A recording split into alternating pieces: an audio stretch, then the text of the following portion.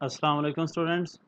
आज के लेक्चर में बच्चों database, major component of database and finally objective of database के बारे में डिस्कशन करेंगे।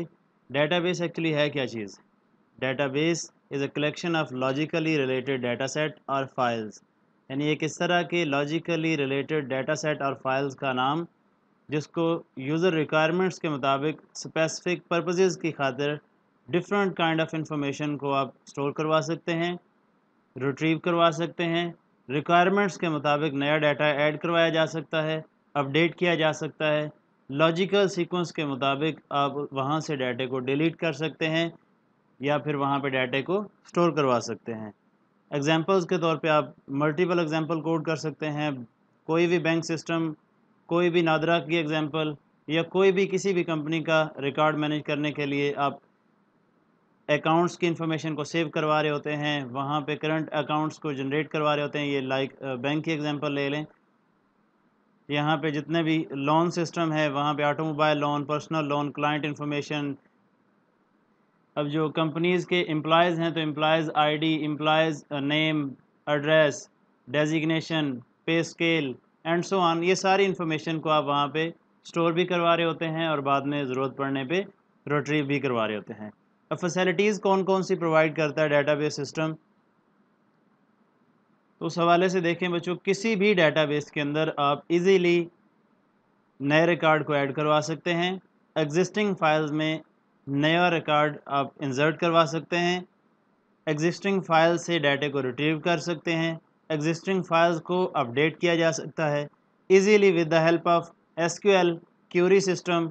डिफरेंट क्यूरीज को प्रोसीड करके डाटे को डिलीट किया जा सकता है।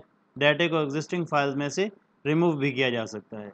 अब ऐसे कौन से मेजर कंपोनेंट्स हैं जो डेटाबेस सिस्टम को ऑपरेट करने के लिए, चलाने के लिए ज़रूरी होते हैं? तो सबसे पहले तो डेटाबेस सिस्टम को देखें कि एक्चुअली डेटाबेस सिस्टम है क्या चीज़। Database system is a collection of data as well as programs required to manage that data। यानी requirements के मुताबिक जब आपने इंफॉर्मेशन के सेट को, डाटा के सेट को मैनेज करना हो, वहाँ पे स्टोर करवाना हो, स्टोर के बाद आपने ज़रूरत पड़ने पे स्पेसिफिक पर्पज़ के लिए उसे रिट्रीव करवाना हो, अपडेट करना हो, रिमूव करना हो, तो इस सारे प्रोसेस को मैनेज करने के लिए जिस सिस्टम का सहारा लिया जाता है उसे डेटाबेस सिस्टम का नाम देते हैं। उसे क्या कहते हैं? Database system. कंपोनेंट्स की बात करें तो शहजादों, सबसे पहले आपके पास डाटा होना चाहिए। पहला मेजर कंपोनेंट कौन सा है? डाटा, जिसको मैनेज किया जाएगा। Data is the most important component of database system. Actually कोई चीज़ होगी तो उसे मैनेज करोगे, कोई चीज़ होगी तो उसके ऊपर आप फर्दर कैलकुलेशन अप्लाई करते हैं, फर्दर उसको स्टोर करके बाद में रिट्रीव करवाया जाता है। तो पहला जो कंपोनेंट है डेटाबेस सिस्टम का, वो एक्चुअली क्या चीज़ है? डाटा। यानी जिस चीज़ को, जिस collection of facts and figures को आपने स्टोर करवाना है, रिट्रीव करवाना है, अपडेट करना है, डिलीट करना है, एक्चुअली वो चीज़ होनी चाहिए जिसका नाम क्या है? Data. Second one, hardware portion की बात करें तो बच्चों, फिज़िकली जो physical components of computer system hardware कहलाते हैं। आप जानते हैं फर्स्ट ईयर चैप्टर नंबर 1 की पहले लेक्चर के यहाँ ये डेफिनेशन पढ़ाई जाती है, सॉफ्टवेयर और हार्डवेयर के दरमियान फ़र्क। तो जितने भी फिज़िकल कंपोनेंट्स होते हैं किसी भी कंप्यूटर सिस्टम के, वो हार्डवेयर कहलाते हैं। अब जो हमारे पास डाटे को स्टोर करवाने के लिए जौन से कंपोनेंट्स यूज़ होंगे, हार्डवेयर के कंपोनेंट्स यूज़ होंगे, उनमें आप सेकेंडरी स्टोरेज डिवाइसेस को यूज़ करेंगे, आईओ डिवाइसेस को, प्रोसेसर को, मेन मेमोरी, यानी अपने पूरे प्रोसेसिंग सिस्टम को डाटे को इनपुट देना, आउटपुट गेन करना, स्टोर करवाना, प्रोसेसिंग उसके ऊपर फर्दर अप्लाई करना, ये सारे प्रोसेस के लिए जौन से हार्डवेयर की ज़रूरत होगी, उसमें सबसे पहले secondary storage, IO devices, processor and main memory. Clear? अब आपके पास डाटा भी मौजूद है, हार्डवेयर का पोर्शन भी मौजूद है, तो फाइनली आपके पास सॉफ्टवेयर भी होना चाहिए, क्योंकि हार्डवेयर विदाउट सॉफ्टवेयर नथिंग, आप उसे ऑपरेट ही नहीं कर सकते। एक ऐसे ही है कि एक ह्यूमन बॉडी मौजूद है लेकिन उसके अंदर सोल मौजूद नहीं है। तो जिस तरह से ह्यूमन सोल का ह्यूमन बॉडी के साथ रिलेशनशिप है, ऐसे ही हमने सॉफ्टवेयर और हार्डवेयर का आपस में रिलेशनशिप भी पढ़ा था। तो software is a collection of programs used by computer within database system.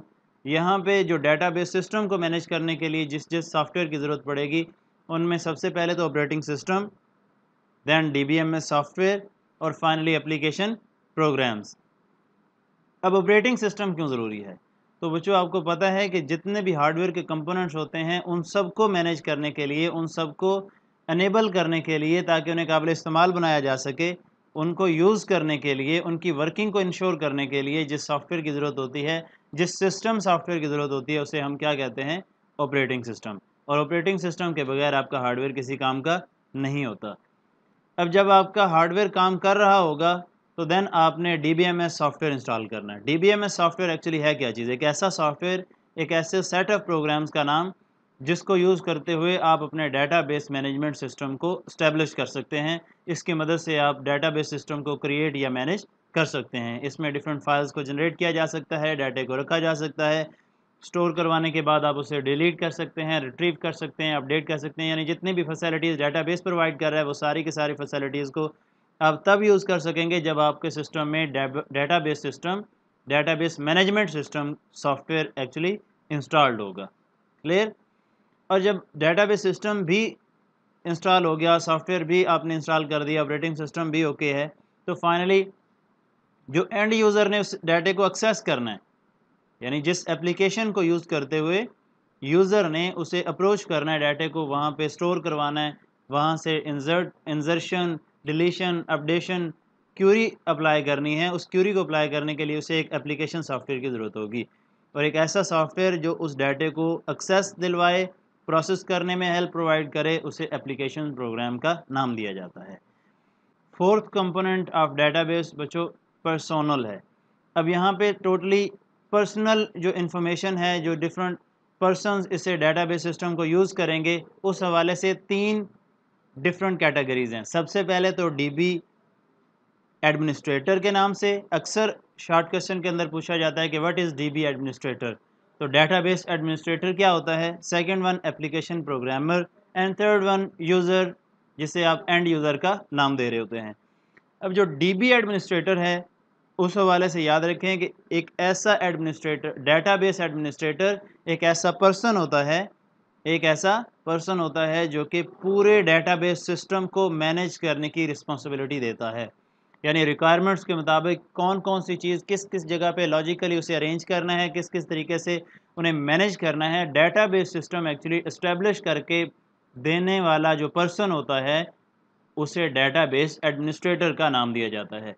यानी डेटाबेस जो सॉफ्टवेयर है, एक्चुअली डेटाबेस मैनेजमेंट सॉफ्टवेयर, उसको जो बना करके आपको मैनेज करके देगा उसे डेटाबेस एडमिनिस्ट्रेटर का नाम दिया जाता है। ओके।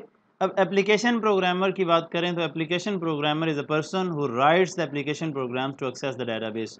अब आपको पता है कि डेटाबेस मैनेज करने के बाद आप क्या करते हैं, एक एप्लीकेशन प्रोग्राम प्रोवाइड करते हैं एंड यूज़र को, जिसको यूज़ करते हुए डेटाबेस को एक्सेस किया जा सकता है, डेटाबेस के अंदर मौजूद डाटे को एक्सेस किया जा सकता है।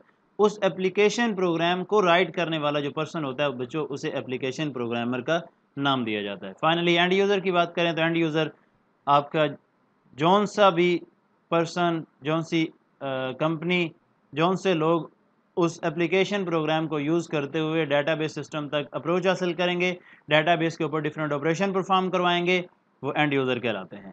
जैसा कि आपके डिफरेंट ऑर्गेनाइजेशंस के अंदर क्लरिकल स्टाफ बैठा होता है, मैनेजर्स बैठे होते हैं, डायरेक्टर्स बैठे होते हैं, तो ये सारे क्या हैं, एंड यूज़र्स हैं। ओके। एक सरसरी नज़र आप इस डायग्राम की तरफ देखें। डेटाबेस एडमिनिस्ट्रेटर मैनेज कर रहा है एक्चुअली DBMS यूटिलिटीज़ को। डेटाबेस मैनेजमेंट सिस्टम की मदद से ये डेटाबेस के अंदर डाटा को ऑर्गेनाइज किया जा रहा है, डिफरेंट हार्डवेयर कंपोनेंट्स को यूज़ करते हुए। एप्लीकेशन प्रोग्रामर्स DBMS को एक्सेस कर रहे हैं, एप्लीकेशन प्रोग्राम्स को राइट कर रहे हैं, और एंड यूज़र एप्लीकेशन प्रोग्राम्स को एक्सेस करते हुए डेटाबेस तक रसाई हासिल कर रहे हैं। यहाँ पे डिफरेंट क्यूरीज़ को अप्लाई करते हुए डाटे को स्टोर भी करवाया जा रहा है, रिट्रीव भी करवाया जा रहा है, और फर्दर क्यूरीज़ भी अप्लाई की जा रही हैं। अब फाइनली ऑब्जेक्टिव ऑफ डेटाबेस की तरफ मूव करें तो बच्चों सबसे पहले डाटा इंटीग्रेशन, डाटा इंटेग्रिटी, और फाइनली आपके पास डाटा इंडिपेंडेंसी, डाटा इंडिपेंडेंस। अब डाटा इंटीग्रेशन एक्चुअली क्या चीज़ है, ये तीनों कंपोनेंट्स, तीनों ऑब्जेक्टिव हम पढ़ चुके हैं, जो ट्रेडिशनल फाइल सिस्टम के अंदर, फाइल प्रोसेसिंग सिस्टम के अंदर हमें ये फैसिलिटीज़ प्रोवाइड नहीं हो रही थी, ये प्रॉब्लम्स थी ना जिनको हम फेस कर रहे थे।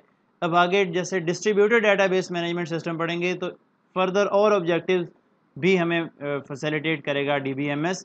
अभी फ़िलहाल डेटाबेस के यहाँ डाटा इंटीग्रेशन एक्चुअली क्या है? डाटा इंटीग्रेशन की मदद से जैसे फाइल प्रोसेसिंग सिस्टम के यहाँ डिफरेंट लोकेशंस के ऊपर डाटा सेव होता है और उसे अपडेट करना, उसे एक्सेस करना बड़ा मुश्किल होता है। वो जो फैसिलिटी है, वो जो प्रॉब्लम थी कि डाटा डिफरेंट लोकेशन के ऊपर डिफरेंट या सेम डाटा मौजूद है, उसे एक्सेस करना, अपडेट करना, डिलीट करना बहुत मुश्किल था। इंटीग्रेशन प्रोवाइड करता है आपका डेटाबेस। अब इंटीग्रेशन एक्चुअली क्या चीज़ है? तो बच्चों, आपका बज़ाहिर तो डाटा डिफरेंट लोकेशंस पे ही फिज़िकली एग्जिस्ट करता है, लेकिन उसे लॉजिकली सेंट्रलाइज़ कर दिया जाता है कि उसे एक ही पॉइंट से बैठ कर के कम्युनिकेशन लिंक्स की मदद से, डाटाकॉम लिंक्स की मदद से तमाम डिफरेंट लोकेशंस पे मौजूद डाटा को एक्सेस भी किया जा सकता है, उसे अपडेट भी किया जा सकता है, उसके ऊपर डिफरेंट क्यूरीज़ को भी अप्लाई किया जा सकता है। यानी एक साइट पे अगर आप डाटा अपडेट करते हैं तो तमाम जितनी भी साइट्स होंगी, फिज़िकली बेशक वो डिफरेंट लोकेशंस पे ही मौजूद होता है, लेकिन लॉजिकली वो सेंट्रलाइज़्ड होता है डाटाबेस की वजह से। सही? लॉजिकली सेंट्रलाइज्ड डाटा जिसको किसी भी एक कम्युनिकेशन लिंक की वजह से किसी एक पॉइंट पे बैठ कर के अपडेट किया जा सके, यूज़ किया जा सके, डाटा इंटीग्रेशन कहलाता है। ओके? इंटेग्रिटी में बच्चों आप लोगों को रिलायबिलिटी और एक्यूरेसी ऑफ डाटा के बारे में बताया था कि ये दोनों चीज़ें प्रोवाइड नहीं करता। कौन सा वाला? Traditional file processing system. Whenever database ये फैसिलिटी आपको प्रोवाइड कर रहा है। जब भी आप किसी फॉर्म को फिल करते हैं तो वहाँ पे फॉर एग्जांपल आप एक्सपीरियंस पुट करें कि मेरा जी 2 साल का एक्सपीरियंस है इस स्पेसिफिक फील्ड के अंदर, 5 साल का एक्सपीरियंस है, 10 साल का एक्सपीरियंस है और इन्फॉर्मेशन आप पुट करना चाहें तो वहाँ पे फॉर एग्जांपल आप नेगेटिव 3 ईयर एक्सपीरियंस डाल दें। अब ये नेगेटिव 3 ईयर एक्सपीरियंस तो नहीं होता कहीं पे भी, तो इस चीज़ की रिस्ट्रिक्शन एक्यूरेसी ऑफ डाटा, ये बच्चों डाटा इंटेग्रिटी कहलाता है। सही? डिफरेंट रूल्स होते हैं जो कि इनकमिंग डाटे को चेक कर रहे होते हैं ताकि एक्यूरेट डाटे को रिलायबल वे से अरेंज किया जा सके और बाद में ज़रूरत पड़ने पे उसे रिट्रीव किया जा सके। इंडिपेंडेंसी की अगर बात करें तो जैसे बताया था ट्रेडिशनल फाइल सिस्टम के अंदर जब आपका कोई प्रोग्राम अपडेट किया जाए यानी सॉफ्टवेयर अपडेट किया जाए तो उससे रिलेटेड जिस तरह से भी डाटा आपका सेव होता है उन फाइल्स को भी आपको अपडेट करना पड़ता है सॉफ्टवेयर के मुताबिक। और अगर आपने डाटे को डिफरेंट फाइल्स के ऊपर फाइल की जो अरेंजमेंट है उसे चेंज करना हो या उसके अंदर मज़ीद कोई और डाटा इंक्लूड करवाना हो तो आपको फिर सॉफ्टवेयर को भी अपडेट करना पड़ता है। यानी वो आपस में प्रोग्राम और डाटा डिपेंडेंट होते हैं। व्हेनेवर डेटाबेस के अंदर आप इंडिविजुअली प्रोग्राम्स को भी अपडेट कर सकते हैं यानी एप्लीकेशन प्रोग्राम्स को, और अगर आप डाटे को रीऑर्गेनाइज करना चाहें तो without modification of program easily reorganise कर सकते हैं। ये फैसिलिटी एक्चुअली डाटा इंडिपेंडेंस कहलाती है। तो यूँ आज आप लोगों ने database, major component of database और ऑब्जेक्टिव ऑफ डाटाबेस को थ्योरेटिकल पॉइंट ऑफ व्यू से हल्का फुल्का डिस्कस किया। किसी किस्म का अगर कोई क्वेश्चन हो तो लाजमी पूछिएगा। Thank you.